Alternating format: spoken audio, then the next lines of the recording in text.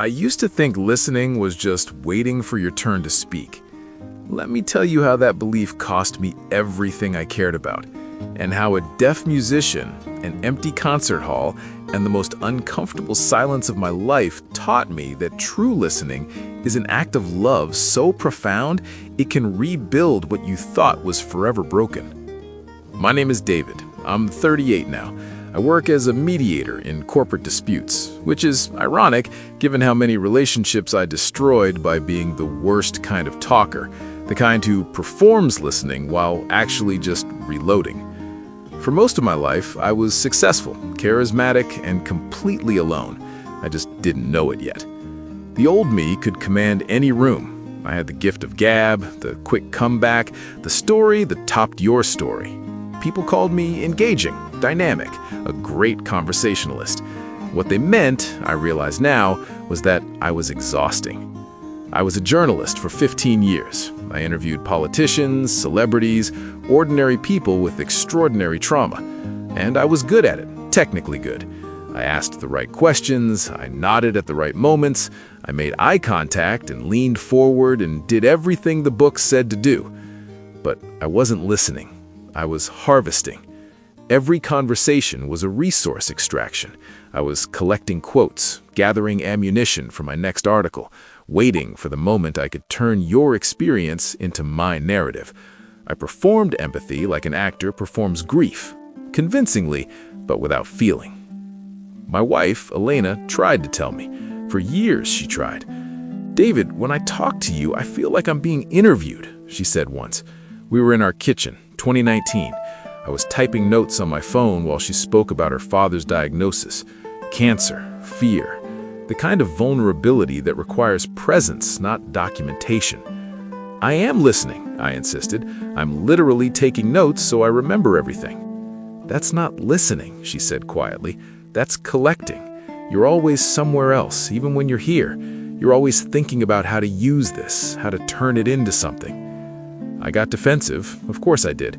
I was a professional communicator. I knew how to listen. She just didn't understand my process. She understood perfectly. That's why she left. The divorce wasn't dramatic. No screaming, no affairs, no slammed doors. Just a slow erosion of trust. A gradual realization that she'd been sharing her heart with someone who treated it as content. When she moved out, she left me a note. "I need to be heard by someone who isn't already writing the ending." I told myself she was wrong. I told myself I was the victim of her impossible standards.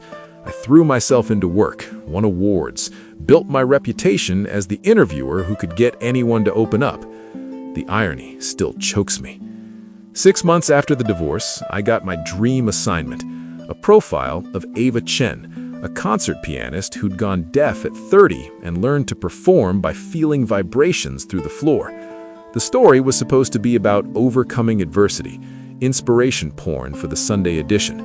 I prepared for weeks, researched her career, her diagnosis, her controversial shift to vibration-based performance. I had my angle ready, tragedy transformed to triumph. I had my questions lined up, my narrative arc predetermined. She agreed to one interview, 1 hour, her terms. I arrived at the concert hall early, recorder ready, confident as always. Ava met me on stage. Tiny woman, silver-streaked hair, no hearing aids visible. She sat at the piano, fingers hovering over keys she couldn't hear, and she spoke first. "Before we start, I need to know if you can listen." I smiled my professional smile. "That's literally my job, Miss Chen." "No," she said. "Your job is talking, asking questions, recording answers. Listening is different. Listening requires silence, not the absence of sound, silence of agenda. Can you do that?" "I can absolutely stop." Her voice was gentle but absolute. "You're already performing, already preparing your next question, already deciding what my story means. I can feel it." She stood, walked to the edge of the stage. "Here's my offer. Sit with me. No recorder, no notes. 1 hour. If you can truly listen, if you can hear what I'm not saying as clearly as what I am, I'll give you the story you came for. If you can't, we both leave and you write nothing." I almost walked out. My ego screamed. This woman, this subject was dictating terms. I was the award-winning journalist. I knew how to do my job. But something else spoke too. Something small, honest, tired. The part of me that knew Elena had been right, that knew I'd been performing connection while starving for it. I put down my recorder. I sat. I said, "Teach me." The hour that followed was the most uncomfortable of my life. Ava didn't perform. She didn't give me quotable lines or dramatic revelations. She spoke about her childhood, ordinary, happy, unremarkable.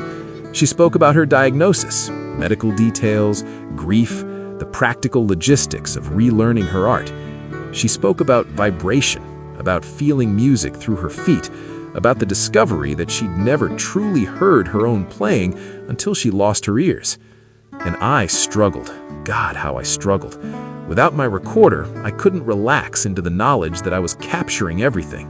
Without my prepared questions, I kept wanting to steer, to redirect, to find the story. Every silence felt like failure. Every mundane detail felt like wasted time. I caught myself nodding mechanically, planning my follow-up, thinking about my deadline. Again and again, I had to stop, breathe, return to her words, actually let them enter me instead of just passing through. Then came the moment, the breaking point, the crack in everything. Ava was describing her first performance after deafness. A small venue, experimental, mostly friends. She'd played Chopin, feeling the vibrations through custom platforms, trusting her muscle memory, her internal sense of sound. She said, "It was terrible, technically perfect, emotionally dead. I played every note correctly and felt nothing because I was performing. I was proving I could still do it. I wasn't sharing music, I was defending myself." She paused, looked at me with eyes that saw it too much. After, my mother came backstage. She didn't say I was brave. She didn't say I was inspiring. She just held my hands and cried. And I realized Ava's voice caught. I realized I had no idea why she was crying. Was she proud, sad, relieved, afraid? I had spent my whole life interpreting emotions through sound, tone, breath, hesitation, and now I was deaf to my own mother's heart. Silence. Long, stretching silence. I felt the old urge fill it. Ask a question, offer interpretation, do my job. Instead, for the first time in my professional life, I waited. I let the silence be. I let her have it. Ava continued, quieter. I went home that night and I sat in the dark. I realized I'd been listening to music my whole life, but I'd never truly heard anyone. Not my mother, not my lovers, not myself. I was always performing reception while actually just waiting to respond. She turned to me fully. "You're doing it now. I can feel you fighting the urge to fix this, to turn it into wisdom, to make it useful. Don't. Just hear me. This is what deafness taught me. Listening isn't about gathering information. It's about being present enough to be changed by what you receive." I sat there, changed. I felt it happening, uncomfortable as growing pains. I thought of Elena, of every conversation where I'd been 3 steps ahead, writing the ending while she was still beginning, of all the love I'd missed because I was too busy being impressive. I cried. Ugly, silent, snotty tears. No performance, just grief for all the connection I'd failed to make. Ava didn't comfort me. She just stayed, witnessed, let me have my own silence. After, she said, "Now you can write your story, or don't, but you can never unhear this." I didn't write the article I planned. I wrote something else, something honest about my own failure, my own learning, my own slow transformation from performer to participant. My editor hated it. I published it myself. It found the people who needed it. More importantly, I started living differently. I took a leave of absence. I found a therapist who specialized in, of all things, listening training. Not business communication, not interview technique. Deep, attuned, vulnerable listening. I learned that listening requires surrender. You have to give up your agenda, your timing, your clever response. You have to risk being changed by what you hear. You have to accept that the other person's truth might contradict yours, and that contradiction isn't threat, it's expansion. I practiced with strangers first, coffee shops, parks, the difficult art of asking, "How are you?" and actually wanting the real answer. I practiced with friends, with colleagues, with the uncomfortable silence that follows hard truths. Then, finally, I practiced with Elena. I called her after 8 months of silence, asked if she'd meet me, not to reconcile, I'd given up the right to expect that, but to apologize, to try, finally, to hear her. We met in that same kitchen where she'd once begged for my presence. I didn't bring notes, I didn't prepare speeches. I just asked, "Will you tell me what it was like, being married to me?" And I listened. She talked for 2 hours about loneliness, about performing intimacy with someone who treated her heart like source material, about the 1,000 moments she'd reached for me and found my attention already allocated elsewhere. I didn't defend, I didn't explain.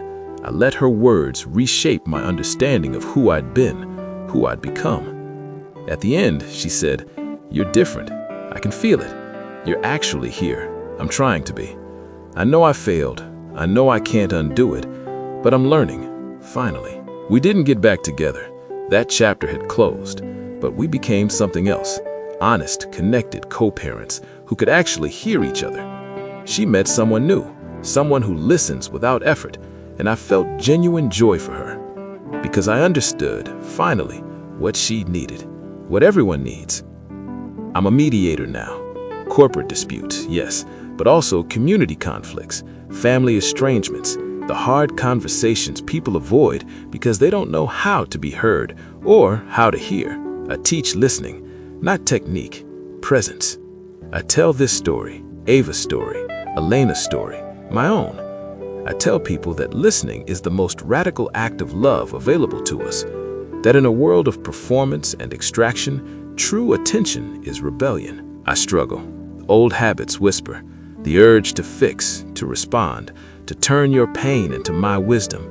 It's seductive, but I catch myself now. I breathe. I return to the silence between words, where real connection lives. The lesson, if you need it, listening isn't passive. It's not the absence of talking. It's the active, vulnerable choice to be changed by what you receive. It requires silencing your agenda, your defense, your brilliant response. It requires trusting that the other person's truth matters more than your performance. If you're watching this and you recognize yourself in who I was, always preparing, always performing, always somewhere else, even in intimate moments, I want you to trust something.